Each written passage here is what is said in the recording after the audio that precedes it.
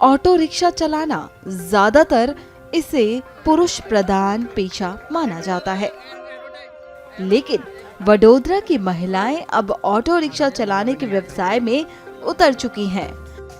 वडोदरा में अब महिलाएं ऑटो रिक्शा चलाती हुई दिख जाएंगी। इन ऑटो रिक्शों का कलर पिंक रखा गया है। एक कंपनी के सहयोग से महिलाओं को आत्मनिर्भर बनाने के उद्देश्य से महिलाओं को ऑटो रिक्शा बांटा गया है। इसके लिए जरूरतमंद महिलाओं को ढूंढा गया और उनको ऑटो रिक्शा चलाने का विकल्प दिया गया, जो उन्होंने स्वीकार किया। हमने यहाँ से ट्रेनिंग लिया था, एलम्बिक तरफ से हमको ऑटो दिया जा रहा है और लाइसेंस भी दिया जाए, ट्रेनिंग भी दिया है और यहाँ से हमको आज ऑटो मिल रहा है। बहुत खुशी की बात है और हमारा यहाँ से कमाई भी ऑटो से हम खुद रिक्शा चलाएंगे और यहाँ से हमको बहुत खुशी हो रही है कि हमको एलम्बिक तरफ से रिक्शा मिल रही है। हमारे यहाँ नौलखी मैदान है ना, वहाँ से हमको ट्रेनिंग दिया गया था। तो आपने कितने दिन में सीख ली ऑटो? 15 दिन में। अच्छा, तो 15 दिन में आपको कैसे, मतलब कोई सिखाने वाला था, कैसे सीखा? हाँ, वहाँ वो ऑटो रखा हुआ था तो वहाँ से सिखाने वाले आए थे। वो ऑटो भी नहीं रखा था उन्होंने। तो आप जब रिक्शा लेके रोड पे निकलोगे तो आपको थोड़ा सा घबराहट या दिक्कत नहीं होगी? नहीं, क्यों ऐसा? वो इसलिए कि आज मैं हिम्मत करूंगी, शायद दूसरी कोई औरत कर सकेगी, और अगर मैं ही ऐसे हिचकिचा के घर में ही रहूंगी तो शायद दूसरे को मेरा देखा देख हिम्मत नहीं मिलेगी। शायद मुझे देखेंगे तो शायद इनको तो ऐसा होगा कि आज एक लेडीज चला रही है तो दूसरी लेडीज को भी उम्मीद होगी और शायद वो भी आगे बढ़ सके। 15-20 दिन की ट्रेनिंग ली है और उसमें मैंने सफलता की है और ट्रेनिंग के लिए भी मेरे हस्बैंड ने ही मुझे मदद की है। उन्होंने मुझे पूरी तक से सिखाया है।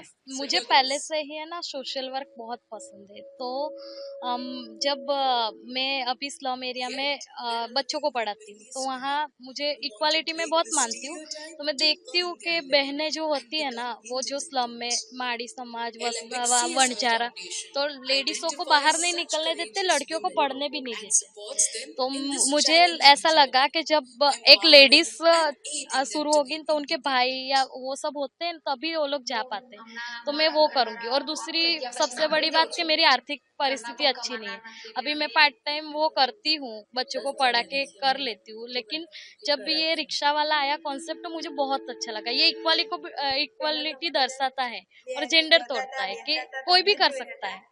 तो वो मुझे है। और मेरा सबसे ज्यादा खुशी कि मेरा पहला व्हीकल है घर में, क्योंकि मेरे दादा, मेरे पापा, हमारे खानदान में किसी ने व्हीकल ही नहीं चला।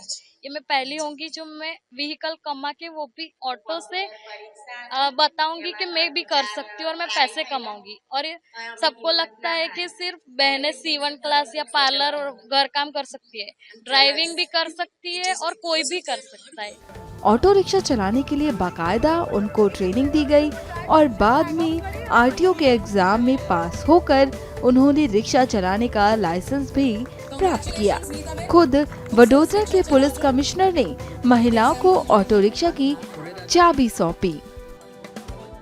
आज हमने देखा कि ग्रामीण प्रदेशों से आए हुए बहनों को ऑटो रिक्शा ड्राइविंग का तालीम दिया गया और उनको लाइसेंसिंग व्यवस्था की गई और आज उनको ऑटो रिक्शा का वितरण किया गया।